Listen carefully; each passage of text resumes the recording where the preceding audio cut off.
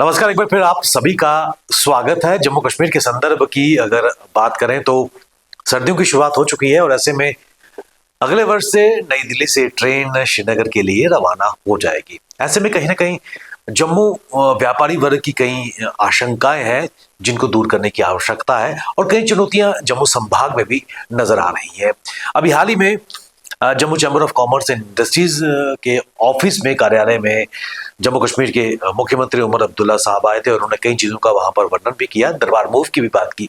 कुल मिलाकर कितनी महत्वपूर्ण जम्मू संभाग के लिए दरबार मूव की प्रक्रिया है अर्थव्यवस्था के हवाले से, और आने वाले समय में किस प्रकार एक बेहतर केंद्रीय पैकेज की आशा जम्मू का व्यापारी कर रहा है, इन सब मुद्दों पर बात करने के लिए हमारे साथ जुड़ चुके हैं श्री अनिल गुप्ता जी। आप सीनियर वाइस प्रेसिडेंट हैं Jammu chamber of commerce and industries के। सर, स्वागत है आपका। अनिल जी, सबसे पहले मैं आपसे जानना चाहूंगा, अभी मुख्यमंत्री उमर अब्दुल्ला भी हाल ही में कुछ दिन पहले ही चैम्बर हाउस में आए थे। आपके जो व्यापारी वर्ग है, ट्रेडर्स से लोग जुड़े हुए हैं, उनको उन्होंने संबोधित किया, कई इश्यूज को उन्होंने डिस्कस किया। कितना महत्वपूर्ण एक मुख्यमंत्री का चैम्बर हाउस में आना और उनके साथ उनका संबोधन करना है। शुक्रिया विवेक जी।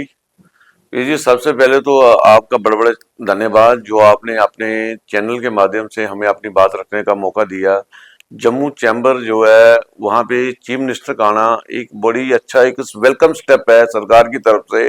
वो अपने साथ अपने मंत्रिमंडल को भी और कमीशन सेक्रेटरीज को, चीफ सेक्रेटरी भी इवन चैम्बर हाउस में उनके साथ आए और व्यापारियों से उन्होंने सारा संबोधित किया। व्यापारियों ने भी अपनी प्रॉब्लम्स वहां पे रखी। जैसे चीफ मिनिस्टर साहब ने सबसे पहले जो हमारी बड़ी सबसे इशू था दरबार मूव का, हमें उमर साहब ने सीधा आश्वासन दिया कि इस साल मैंने अपना दरबार मूव को 50-60% लाया है और अगली बार मैं व्यापारी वर्ग से पूरी वायदा करता हूं कि अगली बार दरबार अपने फुल फ्लैज तरीके से आएगा, क्योंकि यहाँ पे इकोनॉमी का इशू नहीं है। जैसे पिछली सरकार ने बोला कि 200 करोड़ रुपए का खर्चा दरबार मूव से बचता था, लेकिन उन्होंने एक बड़ी अच्छी बात बोली कि दरबार 200 करोड़ रुपया कुछ भी नहीं है।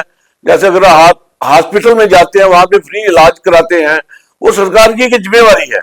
और हम वहां पे भी ऐसे अगर इकोनॉमी को खत्म करना है तो क्या हम हॉस्पिटल भी बंद कर दें? उन्होंने बड़ा अच्छा वहां पे अपना सुझाव रखे। उन्होंने बोला कि जो दरबार मूव है वो हमारा एक जो जम्मू और कश्मीर का भाईचारा उसको भी बढ़ाता है। और जहाँ पे लोग वहां से आते हैं, हम जब गर्मियों में वहां पे जाते हैं, हम उनकी सांस्कृतिक देखते हैं, वो हमारी संस्कृति देखते हैं और हमारा आपस में जो प्रेम प्यार है वो हमारा आपस में बड़ा एक अपना रिश्ता उनसे बन जाता है। दरबार मूव जो है एक हमारे लोगों की, महाराजा साहब की जो प्राचीन परंपरा है, जो उन्होंने कुछ सोच के इसको शुरू किया था कि जम्मू के लोगों का कश्मीर के साथ टच रहे और कश्मीर के लोगों का जम्मू के साथ टच रहे। बाकी इससे हमारी इकॉनमी भी बूस्ट होती है, क्योंकि जो कश्मीरी भाई वहां से आते हैं उनकी मेन यही होती है मंशा कि हम जब दरबार मूव होगा सर्दियों में जम्मू जाएंगे और वहां से शॉपिंग करेंगे। वो अपने पूरे साल की शॉपिंग जम्मू से करते हैं, क्योंकि उन लोगों को जम्मू की शॉपिंग पे पूरा अपना यकीन है, उनको विश्वास है कि जम्मू में जो है हमें जो दिखाया जाएगा वही मिलेगा और सब कुछ सस्ते रेट पे होगा। यही हमारे उमर साहब ने उस दिन वहां पे आके बोला था। और स्टेप तो हमारे वहां पे बड़े थे। जैसे हमारे उन्होंने बोला कि अपना इशू से, छोटे छोटे इशू से, जैसे हमारा एक इंडस्ट्री का इशू है, इंडस्ट्री के भी लिए भी उन्होंने बोला कि इंडस्ट्री जम्मू में जहाँ पे एक बेस हमारे यहाँ पे कुछ पैदा नहीं होता है, हमारे यहाँ पे जो भी इंडस्ट्री लगेगी उसका सब सामान बाहर से आना है, रॉ मटेरियल आना है और यहाँ पे तैयार होना है। हमारे यहाँ पे इतनी मार्केट नहीं है, क्योंकि हम एक बिल्कुल साइड पे बैठे हुए हैं। हम भारत देश के बीच में नहीं है, मध्य में नहीं है, हम एक साइड पे बैठे हुए हैं। वहां पे पूरे ऑल ओवर इंडिया से रॉ मटेरियल आना है, यहाँ पे हमने उसको तैयार करना है। उसके लिए हमारी मार्केट भी ऑल इंडिया ही है। उसके लिए यहाँ पे हमेशा जब तक इंडस्ट्री को अच्छा पैकेज ना मिले, इंडस्ट्री यहाँ पे कभी भी कामयाब नहीं हो सकती है। उसके लिए भी उन्होंने बड़ा सा सुझाव रखा कि मेरी ये कि आज हमने इंडस्ट्री को बूस्ट करना है, क्योंकि इंडस्ट्री का काम जो है एक वो गवर्नमेंट के लिए रेवेन्यू जनरेट करती है और सबसे बड़ी बात यह है कि ये एम्प्लॉयमेंट जनरेट करती है। एम्प्लॉयमेंट देने के साथ साथ वो सरकार के लिए एक फ्री सर्विस देती है कि रेवेन्यू कलेक्ट करके उनको देती है। इसके लिए उन्होंने बोला कि मैं ये इंडस्ट्री के लिए, पॉलिसी के लिए हमने उनसे एक ही बात बोली कि जैसे यहाँ पे जो पैकेज आया था, इसे हमारे लोकल के लिए कम से कम 20% की कैपिंग की जाए कि हमारा जम्मू का जो बच्चा बाहर जाके सर्विस की तरफ, नौकरी की तरफ देख रहा है, वो लोगों के यहाँ पे नौकरी कर रहा है, वो यहाँ पे आए, वो इंडस्ट्री लगाए, वो जॉब लेने के नहीं जॉब देने की काफियत रखे, और उससे हमारे जम्मू का बच्चा यहाँ पे रुके। हमारे लोग जो आप देखो, आप गांधीनगर, टुकड़ा नगर, चन्नी में देखें, बच्चे सारे बाहर गए हुए हैं और घरों में वृद्धाश्रम बने हुए हैं। घरों में बच्चों की देखभाल करने वाला कोई नहीं है, बड़ों की देखभाल करने वाला कोई नहीं है। तो जब बच्चे बाहर हैं, जब उनको यहाँ पे ही जॉब मिलेगा, घर में ही जॉब मिलेगा, वहां पे चाहे वो 2 लाख का पैकेज लेंगे ले, लेकिन जब घर में वो 1 लाख रुपए ही कमाएंगे तो वो बाहर नहीं जाएंगे। क्योंकि हमारे जम्मू का कल्चर ही ऐसा है कि मीठा कल्चर है, डोगरे लोग हैं हम, और लोगों को अपना तरीके से बड़े प्यार से हम जहाँ ऑल इंडिया का जहाँ पे वेलकम करते हैं, क्योंकि हमारे यहाँ पे कल्चर हमें अपने पुरखों से मिला हुआ कि हर एक का वेलकम करो, डोगरा हर एक का वेलकम करने के लिए तैयार है। अनिल जी, महत्वपूर्ण चीज आपसे जानना चाहूंगा, जिस तरह मुख्यमंत्री ने इन चीजों का वर्णन भी किया और चैम्बर के जितने भी पदाधिकारी थे उनसे बात भी की, स्टेक होल्डर से बात की है, वर्तमान समय में कितना फर्क दरबार मूव ना आने से जम्मू के व्यापारी वर्ग फेस कर रहा है? सर आप देखें, आज जम्मू दरबार मूव नहीं आने से हमारा व्यापारी वर्ग इतना तंग हो गया था। जहाँ पे लोगों ने, जहाँ पे जो होटल दरबार मूव के टाइम पे 1000-1200 में लगता था, वो 500-500 का कमरा नहीं लग रहा है। लोगों के घर किराए पे जाते थे, वो अपने 6 महीने घर किराए पे चढ़ा के अपने पूरे साल का खर्चा निकालते थे। हमारी यहाँ पे शॉपिंग मॉल जो थे वो सारे डेड हो गए थे। आप खुद ही जाओ, वे मॉल में जाओ, यहाँ गांधीनगर में जाओ, वहां पे जब कश्मीर वाले आते हैं सभी के चेहरे पे रौनक होती है। आप रेजिडेंसी रोड पे, वहां पे पार्किंग लगाने के लिए गाड़ी नहीं मिलती थी, आए बाहर जाओ आपको वहां पे पार्किंग के लिए स्पेस मिल जाता है। क्योंकि जब हमारे कश्मीरी भाई, जब हमारे भाई वहां पे आते थे, यहाँ पे आते थे, कुछ ना कुछ जम्मू से खरीदते थे, जिससे हमारी इकॉनमी बूस्ट होती थी और लोगों का पूरे साल का खर्चा यहाँ से चलता था। और हमें भी उनके आदर सत्कार के लिए टाइम मिलता था। वो जहाँ पे आते थे हमें उनकी भावनाएं समझने का टाइम मिलता था, हमें उनके विचार सुनने का टाइम हमारे प्रदान होता था। हम उनके विचार सुनते थे, उनकी जो मुश्किलात थे हम बैठ के आपस में डिस्कस करते थे, और उसको आपस में एक किस्म का जनवाज बना के लोग सरकार तक पहुंचाते थे। उनकी समस्या हल होती थी और हमारी भी समस्या हल होती थी। ये एक दरबार मूव इकॉनमी तो इसके साथ हमारी इफेक्टेड थी, लेकिन हमारा जो भाईचारा था वो भी खत्म हो गया था। और हमें उमर अब्दुल्ला साहब से बड़ी आशा है, जो उन्होंने आज फुल फ्लैज चैम्बर में घोषणा की। अगले दिन उन्होंने एक सिविल सोसाइटी की मीटिंग भी रखी थी, वहां पे भी उन्होंने बोला कि मैं दरबार मूव जम्मू ला के रहूंगा चाहे जो मर्जी हो जाए। इसके लिए हमारे डॉक्टर करण सिंह जी जो हमारे महाराजा हैं, उन्होंने बोला कि दरबार मूव महाराज साहब ने अगर शुरू किया था, कुछ सोच के ही शुरू किया था, और इस परंपरा को आगे चलते रहना चाहिए। यहाँ पे गवर्नमेंट को देखो, आप गवर्नमेंट इतने बड़े बड़े पैकेज देती है, एक 200 करोड़ के लिए उन्होंने इकानमी जम्मू की खत्म कर दी। ये हमें कुछ समझ नहीं आया, और हमें पूरी आशा है कि दरबार मूव होके रहेगा और फुल फ्लैज अगले साल जहां से चलेगा। दूसरी चीज में, क्योंकि आप सीनियर वाइस प्रेसिडेंट हैं Jammu chamber of commerce and industries के, इंडस्ट्री के वाले से अगर बात करें, एक नया पैकेज आने की बात की जा रही है, कितने आशावान उस नए पैकेज से आप हैं? सर देखो, आगे हमें जाओ, प्रधानमंत्री मोदी जी ने जम्मू के लिए 28,400 करोड़ का पैकेज दिया था।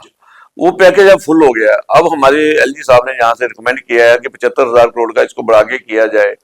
लेकिन उसमें एलजी साहब को ये भी चाहिए कि वो ये अपना, मैं उनसे एक अपील करता हूं, एक रिक्वेस्ट करता हूं जम्मू चैम्बर की तरफ से, जम्मू के लोकल बच्चों की तरफ से, कि उसमें हमें कम से कम 20% कैपिंग प्रायोरिटी पे जम्मू के यूथ को मिलनी चाहिए, जम्मू के लोगों को मिलनी चाहिए। और जो भी उन्हें इंडस्ट्री स्टेट बनानी है, जहां पे भी इंडस्ट्री लगनी है, सबसे पहले लोकल आदमी का ख्याल रखा जाए, लोकल हमारे बच्चे का ख्याल रखा जाए, हमारे जो बाहर यूथ गए हुए हैं उनका ख्याल रखा जाए कि हमारी जो ये लोग बच्चे बाहर गए हैं ये घर में वापस आए, इनको इंडस्ट्री लैंड अलॉटमेंट में भी और इसमें भी अपना पैकेज में भी प्रेफरेंस मिलनी चाहिए, ताकि ये अपना काम ज्यादा से ज्यादा कर सके। और हमें यकीन है कि सरकार, देखो सरकार इस पे कुछ ना कुछ सोचेगी और हमारे छोटे यूथ के लिए, हमारे बच्चे के लिए वो कोई ना कोई प्रावधान रखेगी, जिससे उसको कोई अपना फैसिलिटी मिले और वो अपना जम्मू छोड़ के बाहर ना जाए और जम्मू में अपना बिजनेस डेवलप करे। यही हमारी आशा है। अगले वर्ष से नई दिल्ली से ट्रेन सीधे कश्मीर के लिए जा रही है और ऐसे में वंदे भारत की बात निकल के सामने आ रही है। तो किस प्रकार एक बड़ी चुनौती इस वक्त जम्मू संभाग के सामने है? कटरा रोपवे को लेकर भी लगातार स्वर निकल के आ रहे हैं। इस पर चैम्बर का क्या स्टैंड है और विकास की अगर बात करें किस नजरिए से देखते हैं? सर, इसमें देखो, आज वंदे भारत जो है 26 जनवरी को, हमने जो पेपर में आया है कि 26 जनवरी को वो सीधा श्रीनगर चले जाएगी। डेवलपमेंट को हम रोक नहीं सकते हैं। डेवलपमेंट को रोकना किसी के हाथ में नहीं है। डेवलपमेंट तो खुद ही होती जाती है।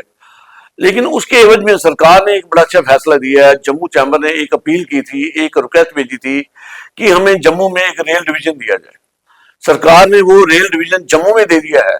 उसके एवज जब ये रेल डिवीजन का मतलब है कि पूरा शहर जहां पे आना है, ये जब पूरा शहर बसेगा, कम से कम लोग भी बाहर से आएंगे और जम्मू की इकॉनमी भी डेवलप होगी। अब ये रेल कटरा जा रही है, उसके लिए सरकार को चाहिए कि यहाँ पे थोड़े टूरिस्ट डेस्टिनेशन डेवलप किए जाए कि हमारा जो टूरिस्ट जो है वो कम से कम जम्मू में 2-3 दिन रुके, उसके बाद कश्मीर चला जाए। हम कश्मीर की इकॉनमी के खिलाफ नहीं है, वहां के लोगों के खिलाफ नहीं है। देखो, कश्मीर और जम्मू दो भाई हैं और दोनों भाई इकट्ठे रहने चाहिए। अगर एक फूले दूसरा कमजोर जाए उसका फायदा नहीं है। और उसके लिए सरकार को यहाँ पे लोकल डेस्टिनेशन बढ़ाने की बड़ी जरूरत है।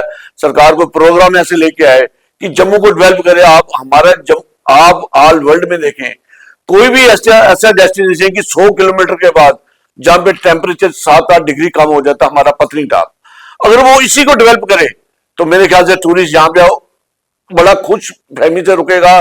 वहां पे कम से कम 5 स्टार होटल बनने की सुविधा बननी चाहिए। वहां पे गेम जोन बननी चाहिए, लोग बच्चे वहां पे जाएं, कम से कम 2-3 दिन एंजॉय करें। वहां पे अगर जाएंगे, लोग जाएंगे वहां पे, तो अपने आप ही हमारा टूरिस्ट यहाँ पे रुकेगा और बड़ा डेवलप होगा। यहाँ पे हमारे पुंछ की तरफ कुछ ऐसे सीन्स हैं, बनी बसोली है, हमारा यहाँ पे मानतलाई है जहाँ पे भगवान शिव भोले की शादी हुई थी। अगर हमारी सरकार इसको अपना एक वेडिंग, रिलीजियस वेडिंग डेस्टिनेशन ही बना दी, जम्मू जो मंदिरों का शहर है, अगर यहाँ पे रिलीजियस वेडिंग डेस्टिनेशन बन जाए, ऑल इंडिया में इसको प्रमोट करें, मैं ऑल इंडिया की जगह बाहर वर्ल्ड में भी इसको प्रमोट करें, तो लोग जहाँ पे अपने रिलीजियस टाइप से शादी करने के जहाँ पे आएंगे, उससे भी हमारी इकॉनमी बूस्ट होगी। आगे जहाँ पे हमारे जम्मू में कभी फिल्म शूट होती थी, आप देखें चिनैनी में जानी दुश्मन की शूटिंग हुई थी, इतने लोग बाहर से आए, इतने लोग बाहर देखने गए। जहां पे भी हमारे बड़े स्पॉट्स हैं, जहां पे लोग, अगर हमारे प्रोड्यूसर्स, सरकार एक कॉन्क्लेव करे कि फिल्म इंडस्ट्री का कॉन्क्लेव जम्मू में ही करे और उनको अपने डेस्टिनेशन दिखाए, तो मेरे ख्याल से प्रोड्यूसर्स को जहां पे बहुत अच्छा मटेरियल मिलेगा। और जहां पे अपना जैसे भद्रवाह, जिसको हम मिनी कश्मीर कहते हैं, किश्तवाड़ है, वहां पे अगर ऐसे मेरे ख्याल फिल्म के लिए बड़े अच्छे स्पॉट्स हैं, सरकार उनको डेवलप करना चाहिए और यही हमारी सरकार से आशा है। और हमें पूरा यकीन है कि उमर अब्दुल्ला साहब और हमारे एलजी साहब जो जम्मू में पूरा ध्यान रखेंगे और इसको बढ़ाने में पूरा साथ इकट्ठे होकर काम करेंगे, जैसे हम लोगों को जो हमारे मुंह पे हंसी गई हुई है वो वापस आएगी, हम पूरा इसकी आशा करते हैं। अनिल जी, एक महत्वपूर्ण चीज आपने यहाँ पर डिस्कस किया। आपने कहा कि कहीं ना कहीं आउट ऑफ बॉक्स सरकार को सोचना होगा। स्पिरिचुअल रिलीजियस वेडिंग डेस्टिनेशन के तौर पर जम्मू उबार सकते हैं। मानतलाई का आपने जिक्र किया, जो वाकई एक स्पिरिचुअल स्थान है। वैष्णो देवी की अगर बात करें, ऐसे कई डेस्टिनेशंस को अगर हम उजागर कर सकें, नेशनल इंटरनेशनल सर्किट पर से डालें, तो निश्चित तौर पर लोग यहाँ पर आएंगे, क्योंकि आजकल वेडिंग एक उत्सव बन चुका है और एक फेस्टिवल के तौर पर उसको बनाया जाता है। हैप्पी वेडिंग्स होती हैं, हफ्ता 10 दिन तक एक वेडिंग्स का पूरा एक सिलसिला चलता है। अगर उसको किया जाए तो एक गेम चेंजर हो सकता है। दूसरे, मैं आपसे चीज जानना चाहूंगा, पिछले काफी समय से लगातार जम्मू में रिवर व्यू फ्रंट की बात की जा रही है, या फिर जो सुचेतगढ़ बॉर्डर है उसको डेवलप किया जा रहा है। क्या इन चीजों पर और फोकस करने की आज आवश्यकता है, ताकि जो माता वैष्णो देवी का श्रद्धालु है उसका स्टे ज्यादा से ज्यादा जम्मू में हो सके और जम्मू की अर्थव्यवस्था बेहतर हो सके? देखिए सर, आपने अभी रिलीजियस वेडिंग डेस्टिनेशन की बात मैंने आपसे की, आपने उसका देखो, आगे जिस टाइम पे आज से 20-30-40 साल पहले बच्चे कितने होते थे, 5, 7, 8 घर में होते थे। लोगों ने शादी करनी, 7-8 शादी बच्चों की करनी थी। अब बच्चे कितने, 1 या 2, वो अपना पूरी खुशी जो है अपने 7-8 बच्चों की उसी शादी में निकालना चाहता है और उसके लिए वो प्रॉपर तरीके से खर्चा भी करता है। उसके लिए मेरे ख्याल से शायद सरकार जो, अगर हमारी रिलीजियस वेडिंग डेस्टिनेशन है उसको प्रूव करे, लोग खुले दिल से पूरे भारत से आएंगे, लोग यहाँ से जोधपुर जाते हैं, चंडीगढ़ जाते हैं, मोहाली जाते हैं, वो यहाँ पे जम्मू में आएंगे कि हमने अपने रिलीजियस स्पिरिचुअल तरीके से शादी करनी है। तो जम्मू कश्मीर जहाँ पे महाबूले की शादी हुई थी, यहाँ पे आएंगे और अपने यहाँ पे इसको डेवलप करेंगे, उससे हमारी इकॉनमी भी बूस्ट होगी। लेकिन उसके लिए एक प्रॉपर पूरा इंफ्रास्ट्रक्चर बनाना पड़ेगा। सरकार को वहां पे होटल्स की अनुमति देनी पड़ेगी कि वहां पे लोग आएंगे तभी रुकने की जगह होनी चाहिए, प्रॉपर उनको अरेंजमेंट मिलने चाहिए, प्रॉपर तरीके से सरकार इसको अगर पूरा एक प्लान बना के चले, मेरे ख्याल से तो इसका बड़ा अच्छा स्कोप जम्मू कश्मीर में है। दूसरा आपने बोला सरकार सर की अपना यहाँ पे तवी रिवर फ्रंट, मेरे ख्याल से मैं भी कुछ 10-12 साल से इसको ऐसे ही देख रहा हूँ, जहाँ माता रानी बाबे वाली माता की कोई मर्जी नहीं है कि तभी रिवर फ्रंट बने। कोई जब भी कोई बाढ़ आती है वो जो बनाया होता है वो गायब हो जाता है। और सरकार ने बोला कि इसको हम 1-2-3 महीने में शुरू करेंगे, लेकिन तभी रिवर फ्रंट अगर बन जाए तो हमारे लिए बड़ा अच्छा रहेगा। और उसके हमारी भी यही उम्मीद है कि हम भी अपनी उम्र में इसको, अपनी जिंदगी में इसको देख लें, कंप्लीट होते हुए देख लें। यहाँ पे आप देखें, एक वहां पे अपना गुजरात में ये एक मूर्ति बनी थी, आज उसके लिए वो एक डेस्टिनेशन बन गया है। क्या हमारे यहाँ पे मूर्ति नहीं बन सकती है? या हमारे मुखर्जी, श्यामा प्रसाद मुखर्जी की अगर यहाँ पे जो जिन्होंने बलिदान दिया था कश्मीर के लिए, अगर उनके लिए उनकी इसी तर्ज पे एक मूर्ति बन जाए तो मेरे ख्याल से वो भी हमारा एक टूरिस्ट डेस्टिनेशन बन सकता है। लोग स्पेशल आके जहाँ पे देख सकते हैं। हमारा खनूर में जहाँ पे अपना हीर रांझे की कहानी गिनी जाती है, वो भी एक दरिया चनाब जहाँ में महाराजा साहब का वहां पे राज तिलक हुआ था। डेस्टिनेशन तो बहुत है, लेकिन उसको सिर्फ प्रमोट करने की जरूरत है। और मेरे जो हमारा ख्याल है कि सरकार इसको करेगी, क्योंकि अब ये सरकार जो आई है ये चुने हुए लोगों की है, उसे इसने चुने हुए लोगों का ही फायदा देखना है। आपने जिक्र किया है सरदार वल्लभ भाई पटेल का जो स्मारक वहां बना है, अपने आप में एक ऐतिहासिक स्मारक है। क्या आपको लगता है कि उसी तर्ज पर जम्मू में भी सरदार स्मारक के पटन पे कुछ ऐसा बनना चाहिए? सर, सरकार अगर जो चाहे वो सब कर सकती है, और उसके लिए अगर सरकार को लोकल लोगों की मदद चाहिए, लोकल लोगों का वेंडर चाहिए, लोकल लोगों की मदद चाहिए, तो सरकार का काम 200-400-500 हज़ार करोड़ रुपया देखना नहीं है। सरकार का काम है कि लोगों की इकॉनमी कैसे बूस्ट होगी। अगर लोग अपने कामों में बिजी रहेंगे तो दूसरी तरफ वो जाएंगे नहीं। तो सरकार को इसके लिए एक प्रॉपर स्कीम लेके जम्मू में भी एक सरदार वल्लभ भाई पटेल की तर्ज पे श्यामा प्रसाद मुखर्जी का एक यहाँ पे स्टैचू बनाना चाहिए। उसके लिए हम हर वक्त चैम्बर जो उनके साथ खड़ी है वो खड़ी रहेगी। अनिल जी, आपने अपना कीमती समय निकाला हमारे साथ इस कार्यक्रम में आए, आपका बहुत बहुत धन्यवाद। ये थे Shri Anil Gupta ji, senior vice president chamber of commerce and industry Jammu, जिन्होंने खासकर फोकस दरबार मूव को लेकर, जिससे न केवल जम्मू की अर्थव्यवस्था बेहतर होगी बल्कि जम्मू कश्मीर के दोनों खितों के बीच जो लोग हैं उनके बीच एक संबंध और भी मधुर होगा। बने रहिए आप हमारे साथ, हमें दीजिए इजाजत, नमस्कार।